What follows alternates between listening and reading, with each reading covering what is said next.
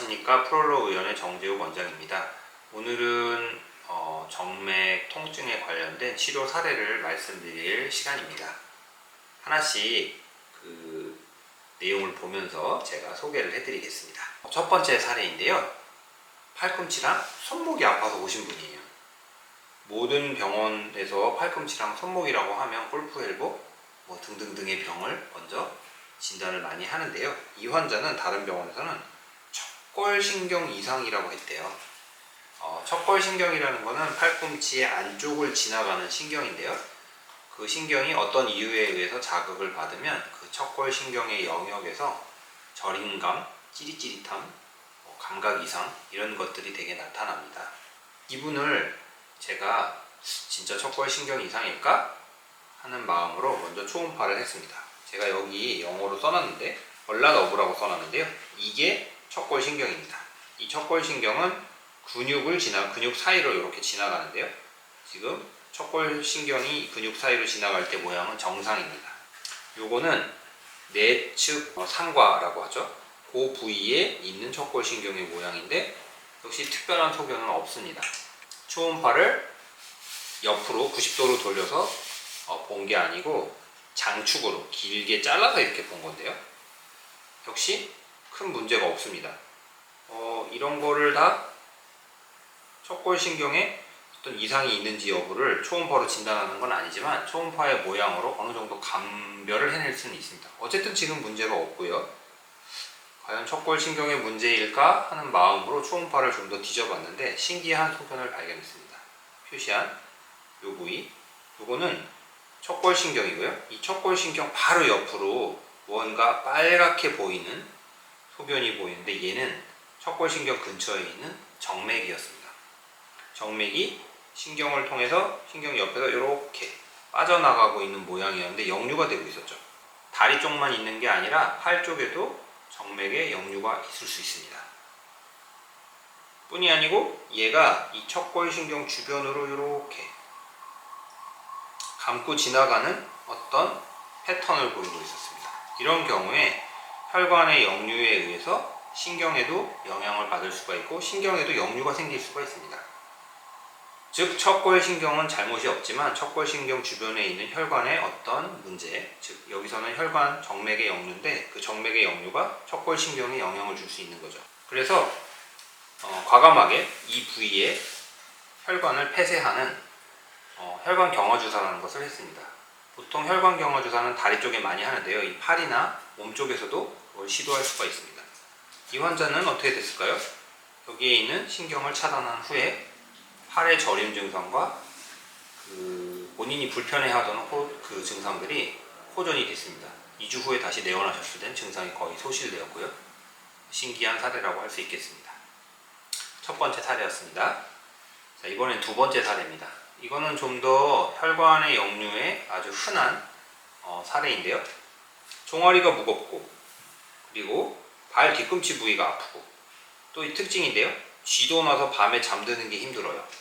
이런 거는 딱 이 병력을 듣는 순간 정맥을 많이 한 선생님들은 하지정맥이 있나 보다 라고 생각을 많이 합니다. 디스크를 많이 하신 분들은 디스크가 있나 보다 이렇게 생각을 하기도 하고요. 진단은 환자의 상황에 맞춰서 따로 해야겠지만 저는 이분의 경우 하지정맥이 있을 거라고 생각을 하고 정맥 검사를 했습니다. 이분이 딱 그 종아리 쪽 그리고 발 뒤꿈치 쪽이 불편하다고 하는 거는 슈랄러브라고 하는 몸에 어떤 신경이 있는데요. 이 신경의 요 영역이 저림과 불편함이 있었습니다. 마치 아킬레스 건염 같은데 실제로는 아킬레스 건은 아무 이상이 없고 요 슈랄러브에 문제가 있었던 거죠. 슈랄러브라고 하는 것을 잘 찾아보기 위해서 검사를 진행을 했는데 정맥의 역류 여부도 같이 진단하기 위해서 초음파를 했고요. 이거는 DSSV라고 써있는데 이거는 소복제 정맥의 말초 부위입니다. 그 부위에서 이렇게 빨갛게 보이는 역류가 관찰되었고요. 그것의 가지에도 또한 역류가 관찰이 되었습니다. 더 신기한 건데 이 SSV라고 하는 소복제 정맥 바로 옆에 슈랄러브라는 게 있고요. 이 슈랄러브를 감싸서 이렇게 지나가는 정맥에 소복제 정맥에 브랜치가 있었는데 걔의 가지가 있었는데 거기에서도 역류가 관찰됐습니다. 첫 번째 사례랑 비슷한 건데 소복제 정맥의 역류가 슈랄러브라고 하는 신경을 감싸고 지나가고 있고 그 역류가 신경에 뭔가 증상에 영향을 줄 확률이 높은 거죠. 그래서 어떻게 했을까요? 역시 혈관의 역류를 줄여주기 위해서 혹은 혈관의 역류를 없애기 위해서 혈관 폐쇄술, 특히 이런 작은 혈관에는 혈관 경화 주사라는 걸 하죠. 혈관 경화 주사를 맞고 경과를 관찰했습니다. 환자는 주사를 맞고 한 2주 후쯤 다시 외래에 내원을 하셨는데 불편함 증상이 거의 소실되어서 지금은 해피하게 잘 생활하고 계십니다. 해피한 케이스라고 할 수 있겠죠? 요거는 혈관 경화 주사를 맞고 나서 딱 그 안에만 하얗게 보이는 소변이 보이는 거고요. 요게 슈랄러브라는 거를 감싸고 이렇게 지나가는 혈관인데 거기에 역시 정확하게 혈관 경화 주사가 여기와 여기에 들어간 것을 보여주고 있습니다. 아마도 이 환자는 요 역류가 슈랄러브에 영향을 줘서 아킬레스건 쪽에 저림 증상이 생겼을 것으로 생각을 하고 또한 종아리 쪽에 무거움, 쥐가남 등의 증상을 호소한 것으로 생각을 하고 있습니다. 자, 다음 사례를 말씀드리겠습니다. 세 번째 사례고요. 흔한 사례죠. 이것도 환자분은 척추관 협착증 진단을 받아서 다른 병원에서 물리치료랑 약물 처방을 받고 있는 분인데 허리가 아파서 오셨어요. 사실 협착증은 허리가 아플 수도 있지만 일반적으로는 조금만 걸으면 다리가 저리는, 조금만 걸으면 다리가 땡기고 불편하고 쉬면 괜찮아지고 다시 걸으면 땡기고 불편하고 쉬면 괜찮아지는 증상을 보통 호소합니다. 이 환자분은 협착증이라고 진단을 받았는데 허리가 너무 아프시고 외래에 내원하셨을 때 보니 안절부절 못하고 계속 움직이고 불편해하는 모습을 봐서 이 협착증이 아니라 다른 문제가 있는 게 아닐까라고 제가 생각을 하고 환자에게 설명을 충분히 한 후에, 왜냐하면 본인은 협착증이라고 생각하고 계시기 때문에 초음파를 했습니다. 이거는 허리 쪽, 엉덩이 쪽에다가 제가 초음파를 갖다 댄 거고 여기에 H베인이라고 하는 아주 작은 망상정맥이 있는데 여기에서 이렇게 혈관의 역류가 관찰됐습니다. 굉장히 많은 겁니다. 역류가. 지금 역류 시간이 거의 5초가 넘는데요. 이거는 혈관 사이즈도 크고 역류가 심하기 때문에 이 환자가 불편한 허리와 엉덩이 쪽 통증은 물론 협착증도 있으시겠지만 이런 정맥의 역류랑 관련이 있을 확률이 높아서 환자에게 잘 설명을 하고 조금 더 찾아봤습니다. 그랬더니 왼쪽만 문제가 있는 게 아니라 오른쪽에도 작은 혈관에서 역시 혈관의 역류가 관찰되었습니다. 이런 경우에 협착증 자체에 대한 어떤 치료가 아니지만 혈관에 대한 치료를 함으로써 환자의 증상을 호전시킬 확률이 높기 때문에 충분한 설명을 한 후에 치료를 했고요. 이거는 그 혈관 안에만 딱 혈관 경화 주사가 들어간 소변입니다. 마찬가지고요. 두 부위에 모두 혈관 경화 주사를 하고 나서 환자분이 아까보다 증상이 많이 호전되었어요. 그러고는 집에 가셨다가 이틀 후에 다시 오셨습니다. 좀 좋아졌다가 다시 불편하다고 해서 다시 살펴보니 혈관이 하나 정도가 더 남아있어서 거기를 치료했고요. 그 이후로는 증상이 호전되셔서 지금까지 잘 지내고 계십니다. 이 사례는 허리가 아픈 환자에게 물론 척추관 협착증, 디스크, 근육, 인대 등의 문제도 있을 수 있지만 이런 작은 망상정맥의 역류가 환자의 허리야 어떤 엉덩이 쪽에 통증을 일으킬 수 있다는 것을 보여준 사례입니다.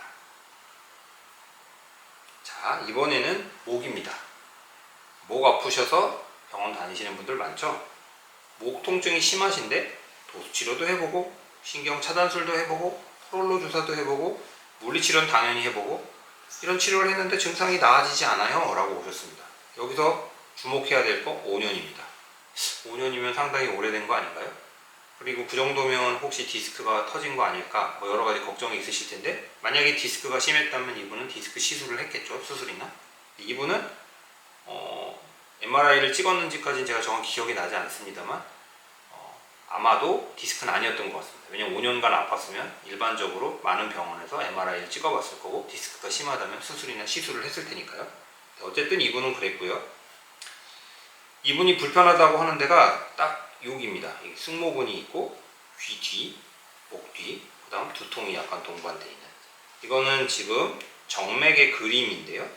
이게 포스테리어 익스터널 주글러 베인이라고 해서 목 쪽에 있는 경정맥이고요. 뒤쪽에 있어서 후두부 쪽에서 내려오는 혈관입니다. 여기에 피가 원래 정상적으로 심장을 향해서 이렇게 내려가는 게 정상입니다. 이게 만약에 양이 너무 많아지면 그거 자체가 전에 제가 첫 번째 시간에 말씀드린 거 혹시 생각나실지 모르겠는데 잘 모르시겠으면 방송을 첫 번째 사례를 보시면 됩니다. AV 션트라고 해서 동맥과 정맥 사이에 피가 갑자기 확 지나가는 현상이 발생하고 그런 경우에 어떤 허혈성 증상이 생길 수가 있습니다. 이게 하나의 그런 사례고요. 이분 목 쪽에다가 댔더니 제가 그냥 약자로 시베인이라고 썼는데요. 목 뒤로 내려가는 혈관이 엄청나게 많은 양의 혈류가 내려가고 있습니다. 원래 내려가는 게 정상입니다. 원래 내려가는 게 정상인데 너무 많이 내려가면 증상을 일으킬 수가 있습니다. 또 귀 뒤 후두부 쪽에도 아주 작은 혈관인데요. 이렇게 역류가 역시 관찰되고 있습니다. 그럼 뭘 했을까요? 혈관에다가 뭔가 치료를 했겠죠. 혈관 폐쇄술을 했고요. 아주 작은 혈관이기 때문에 이렇게 보이는데요. 여기에 혈관 경화제를 주사했고요. 목 뒤에도 이렇게 혈관 경화제를 했습니다. 이분 신기하게도 5년이나 아팠던 분인데 이렇게 혈관 경화 주사를 맞고 2주 후에 다시 내원하셨는데 증상이 많이 사라지셨고 지금 현재까지는 그 이후로는 병원을 안 오셔서 제가 완벽히 나았는지까지는 모르겠지만 지금으로서는 증상이 호전되신 걸로 생각이 됩니다. 왜냐하면 5년간 수많은 병원에서 치료를 했는데 호전이 없다가 저에게 혈관 치료를 한 후에 호전이 되셨기 때문에 환자로서는 상당히 좋은 기억을 갖고 계신 거니까 혹시 다시 불편하시다면 저희 병원으로 올 거라고 저는 생각하거든요.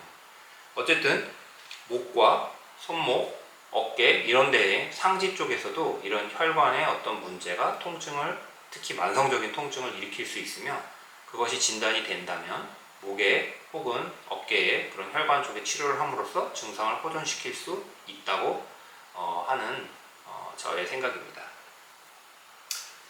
2주 내원하셨을 때 초음파 사진이네요. 아까 빨갛게 보였죠? 이와 같이 빨갛게 보였는데 지금은 2주 후에 오셨을 때는 사라졌습니다. 빨간 게 없어진 거죠. 이 도플러를 띄웠을 때. 왜냐하면 이 혈관 안에 무언가가 물질이 들어가 있거든요. 혈관 경화주사라는 건 경화제이기 때문에 혈관을 막는 물질입니다. 그리고 혈관을 막으면 정확히 막혔을 때는 이와 같이 혈류량이 없어집니다. 아마도 환자가 증상이 개선된 것은 이거와 연관이 있을 걸로 생각이 됩니다. 자, 제가 말씀드리고 싶은 내용은 오늘 다 말씀을 드렸습니다.